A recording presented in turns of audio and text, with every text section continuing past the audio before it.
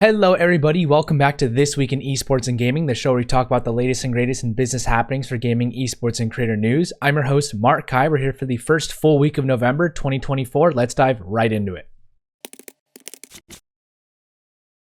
For our first top 3 story, League of Legends esports ecosystem have had some changes. Riot Games has revealed 2 larger leagues that will be combining previous esports ecosystem. The League of Legends Championship of the Americas, or LTA, will represent the North and South America regions, and the League of Legends Championship Pacific, or LCP, will represent the Asia Pacific region in one league. Both leagues will feature permanent teams as well as guest teams, with the LTA North taking place in Los Angeles and LTA South taking place in Sao Paulo. A total of 8 teams will be part of both the LTA North and LTA South leagues, and 8 teams will also compete in the LCP as well. The teams will battle it out in both leagues to represent their regions at Riot Games' new international event, which will have more details later. And all in all, interesting changes to consolidate esports ecosystems from Riot Games. We'll be keen to see how this impacts rosters, viewership, and business models as well for those teams involved. Unsure if this affects Korea, China, and those other big leagues in Asia, but this is how it's panned out for now. Our second top 3 story, Steam Game Recording is now public. A few months ago, Valve unveiled the Steam Game Recording feature in beta that gives players the ability to record gameplay without a separate app. It is now available for everyone to use. The feature allows PC, Mac, and Steam Deck players to record video and audio from their gaming sessions with the ability to replay, clip, and share these recordings easily. Users can see timeline and event markers that align with Steam achievements and screenshots, as well as game added markers and manually added markers as well. All game recordings and screenshots will also be available in the same place on the Steam app, with sharing easily available as links or downloadable files in case a content creator maybe wants to use it later. There are also options to record manually in the background with default settings available by game. For instance, you could have Counter-Strike 2 record automatically for the last 30 minutes every time you play, and you can set that differently for other games as well. This works also for non-Steam titles as well, so long as the Steam overlay is allowed to run in those games. So overall, seems to be a neat feature for those not wanting to boot up OBS or other apps to start recording. Curious to see how many players will be using this feature, or if this inspires more gamers to become content creators.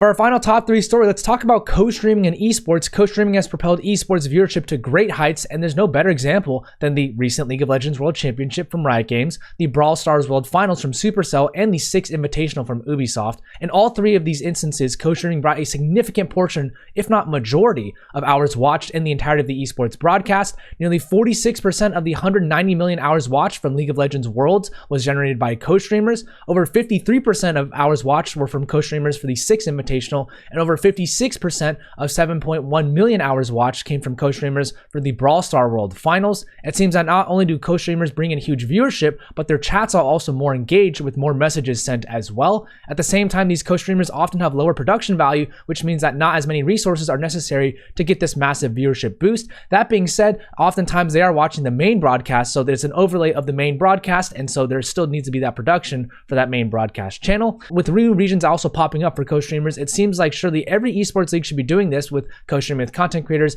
We've even seen this with traditional sports like the NFL doing something similar with the Manning cast for Monday Night Football games. Are there any other esports leagues that you think should be considered co-streaming leagues or co-streaming with streamers? Let's discuss in the comments. As far as partnerships go, Team Falcons partners with the Saudi National Bank. This is a 5-year local partnership with local banking platform Neo Digital Banking under the Saudi National Bank banner. The partnership aims to enhance the esports experience for fans and players by providing a digital banking service that targets younger audiences.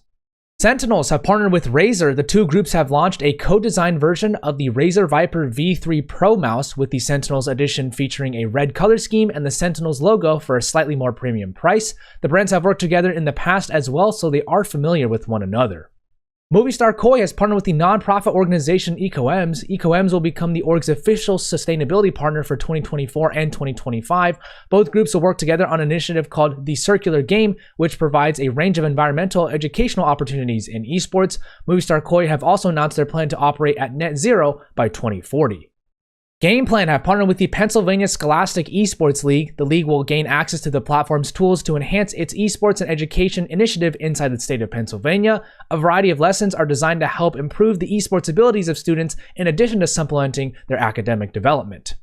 Geek partnered with Naver Corporation. This collaboration will allow brands to leverage Geek's platform to measure their activations on Zepeto, the South Korean virtual world and social networking platform made by Naver. Geek's platform will track crucial engagement metrics in its private dashboard, including player engagement and item sales. The International Esports Federation partners with Hilton Riyadh Hotel and Residences. More than 480 athletes and teams will become guests at Hilton Riyadh Hotel and Residences ahead of the World Esports Championships 2024. While financial details were not disclosed, this will likely be helpful for all teams and players involved. 8-Bit Creatives have partnered with Nodwin Gaming. 8-Bit Creatives will become the exclusive talent partner for DreamHack India 2024. They will create a range of content before DreamHack India with a content creator meet and greet session to take place from November 15th through the 17th. As far as finance and M&A goes, Supercell have acquired 𝗠𝗶𝗖𝗶. Supercell was already a majority investor since 2017, owning 62% of the company. This acquisition is set to close by spring 2025, with a London office operational by then as well. For reference, 𝗠𝗶𝗖𝗶 have made games like BeatStar, Fastlane, Transformers, Earth Wars, Rival Kingdoms, and more. Radical Forge have raised 2.6 million British pounds. The funding came as a part of Northern Powerhouse Investment Fund 2, which will see the UK studio be able to expand its team, take on new projects, and continue its launch of its title Southfield in early 2025. Buddy have raised $1.1 million. The pre-seed round was led by Tim Willits and Vince 𝗠𝗿 and also signed up with Dennis Fong as an advisor. The app is designed to get users out of their phones, interacting and socializing in real life using AI-driven gaming features to push the product forward. The company is led by Claire Wright at the helm as CEO. The Indian esports org Gladiators Esports have acquired fellow esports org God's Reign. This means that God's Reigns will be integrated into Gladiator Esports. Our God's Reigns teams will also retain its name. All ventures outside of esports teams, such as the content creators, though, will now fall under the Gladiators Esports banner. Take-Two Interactive have sold Private Division. This announcement came during the recent financial report, though the buyer has remained undisclosed for an undisclosed amount as well. Strauss Zelnick, CEO of Take-Two, mentioned that Private Division focused on smaller projects, whereas Take-Two's focus is now on larger titles. ESC Entertainment have acquired 𝗠𝗿𝗶 Americas, the North American division of the production company 𝗠𝗿𝗶. This deal is worth around $1.5 million plus ESC common shares. The acquisition will provide ESC with an opportunity to expand beyond gaming into traditional sporting events, concerts, and broader entertainment. For reference, 𝗠𝗿𝗶 Americas has worked on the CDL Major in Toronto and ALGS 2024 Split 1 playoffs for Apex Legends. As far as workforce changes go, Mike Verdu has been appointed the VP of Generative AI for Games at Netflix. Previously, he was working to grow Netflix Games team from the ground up and to deliver those games to TV and PCs in various countries. He has held executive roles in gaming with EA, Facebook, and Kabam in the past as well. He holds a degree from Rensselaer Polytechnic Institute. John Naus joins Grid Esports as the EVP for Gaming Solutions. John joins Grid to lead game developer data solutions with a focus on managing tournaments, data distribution, monetization, and integrity. He comes with over 9 years of experience from Riot Games, where he was the senior manager for technical product management, overseeing competitive data programs for esports at the company. He's also held other marketing analytics roles in the past as well, and he holds an MBA from the University of Michigan.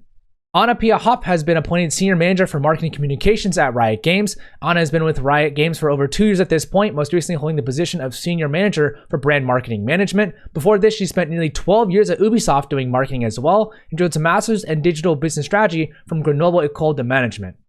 Mark Chang joins InStreamly as an advisor. He joins InStreamly as an investor as well to help the business grow and scale. And he was previously the global head of esports and gaming marketing for Intel for nearly 10 years. He also spent 2 years as director of gaming and esports strategy at Verizon as well. He holds an MBA from University of Southern California. Jared Yehis has joined Unity as the CFO. Jared has extensive financial experience as he was the CFO for Shutterstock for the past 5 years. He was also the CFO at Zeta Global, Jackson Hewitt Tax Service, and an SVP at EXL, as well as Citigroup in the past as well. He holds an MBA from UC Berkeley. Nick Gasparian joins Electronic Arts as a brand associate for strategic growth brands. Nick has done a tremendous amount of experience in the gaming space, having worked at Enthusiast Gaming for over 2 years doing influencer marketing. He also spent time at Adder Gaming and most recently Bent Pixels doing marketing as well. He holds a bachelor's in business economics from UC Irvine. As far as new stuff goes, Moonton Games have revealed a government endorsement for the M6 World Championship. They announced the M6 initial matchups as well as a carnival event that's set to take place during the tournament. The government endorsement came from Malaysia's Deputy Minister of Youth and Sports, which builds on the country's around 3.5 million British pound budget to grow esports in Malaysia. Yalla Esports are going to launch 2 esports tournaments with a $12.5 million investment into esports. These 2 LAN tournaments will take place in Qatar and the UAE in 2026 with a $1.5 million prize pool. Additionally, 2 more tournaments will take place in 2025 with a total of $12.5 million being invested from them to accelerate the growth of esports in the MENA region. That's it for this week in esports and gaming. Thank you so much for tuning in. Credit to the authors and brands themselves for the images and information provided. If you want to show some support to Invest Game or the Esports Advocate, click the links in the comments. And as always, everybody, if you want to show some support to me, tag someone who'd find this valuable or share this with your audience. Have a great day, everybody.